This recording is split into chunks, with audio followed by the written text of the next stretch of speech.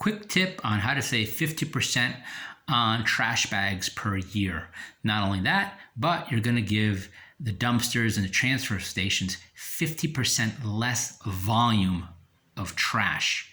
You're still going to give them the same amount of trash, hopefully not, but if you do simple stuff like this, you're going to save yourself 50%, and you're going to help the transfer station, and you're going to help your neighbors and the community, okay?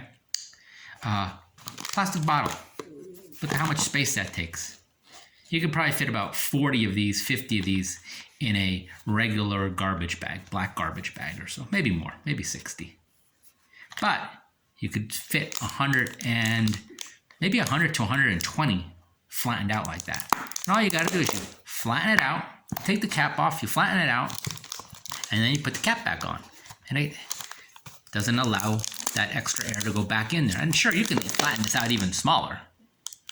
But look at that. That's the difference right there, okay?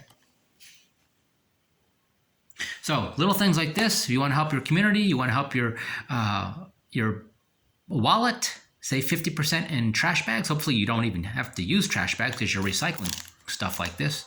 But if you're getting boxes, you know, from your mail orders and stuff like that, make sure you flatten out your boxes. I mean, does it really take a lot of work to flatten out a box? I mean, how many of you, ask yourself right now, why don't I flatten out boxes? Am I incapable? Am I lazy? I just don't feel like doing it? Think about it. Why do you not flatten out all your boxes? We're talking about tissue boxes, shoe boxes, packaging from your online orders, all that stuff. Flatten out your bottles.